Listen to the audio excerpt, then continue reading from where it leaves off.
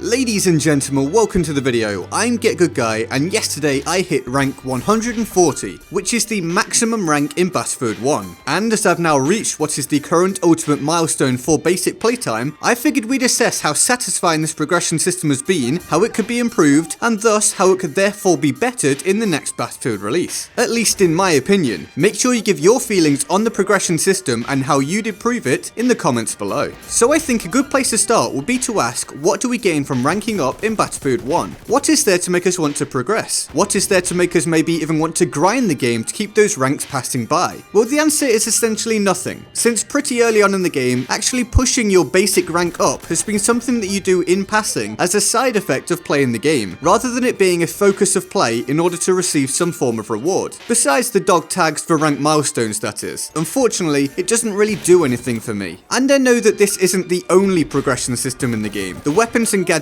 are linked to the class ranks and challenges, but that doesn't mean there can't be incentives for ranking up in general. And so that's what I'll be focusing upon today. However, that's not to say I don't think the class ranking, weapon unlock system, and specialization challenges system can't be improved. It's just that I already talked about those in my Battlefield 2018 wishlist video, which I'll link to in the description. So back to the basic ranking system. It's hollow. I think that's a good way of putting it. It's an arbitrary number that ticks over the more you play. And I imagine that extra incentives to just play the game could help to keep the player base number higher for longer, which only benefits everybody. From a player's perspective, that means more full lobbies, more lobbies to choose from, and likely better connections in those lobbies. And right now that would certainly be welcome in Battlefield 1. Now this is all constructive criticism because I really enjoy Battlefield, and I simply want it to be as good as it can be. So what would I suggest? Well, probably the most obvious thing to implement would be skins unlocked at rank milestones. And I mean cool skins, really cool skins that could be equipped to any weapon that you have. And these skin unlocks become more aesthetically pleasing, more detailed, and increase in rarity the higher the rank milestones that you hit. You could maybe even then put the rank emblem somewhere on the weapon as well as the player's emblem, for an extra little nod to the rank you've achieved so far through your playtime. Or alternatively, I can think of a way they could make ranking up far more enticing to players in Battlefield 1 specifically, as I don't think this will apply to the next Battlefield game, as I don't think, or certainly hope, the weapon variant system will return. But in BF1, it would have been great to have new versions of guns to unlock from a cosmetic standpoint, like the Red Baron's P08 pistol, and Lawrence of Arabia's SMLE. You know, things like that came with pre-ordering the game and getting premium and whatever else. Why can't we have some of those as unlocks? Weapons that are very similar to the base model, or even essentially the same, but they look awesome, with very specific details on them. Having a weapon grayed out on the list because it hasn't been unlocked yet would honestly make far more people want to progress to unlock it, I think. Even more so than just new attachable skins that you can select. Something you can actually see in a list that you haven't got yet would make people want to play for it. And then just other small things can help, such as more customizable loadout slots, as we've seen before through prestiging in COD, or perhaps vehicle skins, just extra incentives for people to play for. Because there will be many cases where people have unlocked the specializations they want, the gadgets they want, and all that kind of stuff, and perhaps they don't feel like they have anything left to grind for that they really want. The more you add in, especially for just playing the game without specific parameters, the more chance you've got of keeping people entertained. Because players often like having a reason to play, they like having stuff to do, and they like having things to aim for. Having defined rewards for playing the game, rather than just things based on RNG, could be a big boost to enjoyment levels. And I did mention before that I'm focusing on the straight ranking system from 0 to 140, but you can also throw into the mix that the same issue applies for the class ranking system. Because from rank 11 to rank 50 for each class, was there any tangible reason to progress? Well, no, not really. Not aside from an emblem change that I would assume means practically nothing to anybody. But this is all just my opinion. What do you think? Do you like the ranking system? Do you think it could be better, and how would you improve it? Let me know in the comment section below. Now let's quickly go to the Board of Awesome for the fantastic people who support the channel on Patreon. They're the reason why you get content full-time from me. So thanks to everyone on here. If you want to join them on the Board of Awesome, then the link to the Patreon page is in the description and in my pinned comment. Donations can start from as low as $1 a month. I hope you enjoyed the video. Remember to turn on notifications so you don't miss future videos, and feel free to like, share, and subscribe.